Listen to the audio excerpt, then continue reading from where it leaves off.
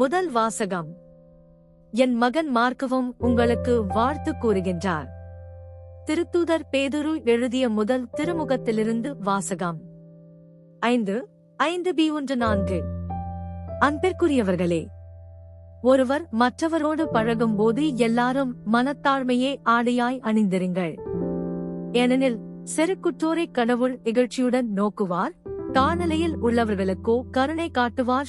ஆகையால் கடவுளுடைய வல்லமை மிக்க கரத்தின் கீழ் உங்களை தாழ்த்துங்கள், அப்பொழுது அவர் ஏற்ற காலத்தில் உங்களை உயர்த்துவார். உங்கள் கவலைகளையெல்லாம் அவரிடம் விட்டுவிடுங்கள், ஏனென்றால் அவர் உங்கள் மேல் கவலை கொண்டுள்ளார். அறிவு தெளிவோடு விழிப்பாயிருங்கள். உங்கள் எதிரியாகிய அலகை யாரை விழுங்கலாமென கர்ச்சிக்கும் சிங்கம் போல தேடித் திரிகிறது. அசையாத நம்பிக்கை கொண்டவர்களாய் அதனை எதிர்த்து நில்லுங்கள். உலகெங்கிலுமுள்ள உங்கள் சகோதரர் சகோதரிகள் உங்களைப் போலவே துன்பங்களுக்கு உள்ளாகிறார்கள் என்பதை நீங்கள் அறிந்திருக்கிறீர்கள் அல்லவா? எல்லா அருளும் நிறைந்த கடவுள் இயேசு கிறிஸ்துவுக்குள் என்றும் நிலைக்கும் தம் ஆட்சியில் பங்கு கொள்ள உங்களை அழைத்திருக்கிறார்.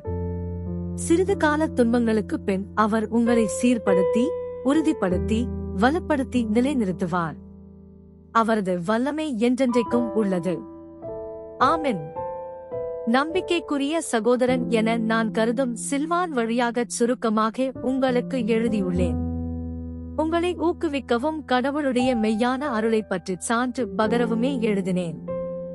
இந்த அருளில் நிலைத்திருங்கள். உங்களைப் போலவே தேர்ந்து கொள்ளப்பட்ட பாபிலோன் சபையாரும் என் மகன் மார்க்கும் உங்களுக்கு வாழ்த்து கூறுகின்றனர். அன்பு முத்தம் கொடுத்து நீங்கள் ஒருவர் மற்றவரை வாழ்த்துங்கள். இயேசு கிறிஸ்துவோடு இணைந்து வாழும் உங்கள் அனைவருக்கும் அமைதி உரித்தாகுக. ஆண்டவரின் அருள்வாக்கு. இறைவனுக்கு நன்றி. நற்செய்தி வாசகம். படைப்பிற்கெல்லாம் நற்செய்தியை பறைசாற்றுங்கள். மார்க்கு எழுதிய தூய நற்செய்தியிலிருந்து வாசகம். 16:15 முதல் 20 வரை. அக்காலத்தில் இயேசு 11 தோன்றி உலகெங்கும் சென்று படைப்பிற்கெல்லாம் நற்செய்தியை பறைசாற்றுங்கள். நம்பிக்கை கொண்டு திருமுழுக்கு பெறுவோர் மீட்பு பெறுவர், நம்பிக்கையற்றவரோ தண்டனை தீர்ப்பு பெறுவர். நம்பிக்கை கொண்டோர் பின்வரும் அரும் அடையாளங்களைச் செய்வர். அவர்கள் என் பெயரால் பேய்களை ஓட்டுவர், புதிய மொழிகளை பேசுவர், பாம்புகளை தம் கையால் பிடிப்பர். கொல்லும் நஞ்சை குடித்தாலும் அது அவர்களுக்கு தீங்கு இழைக்காது.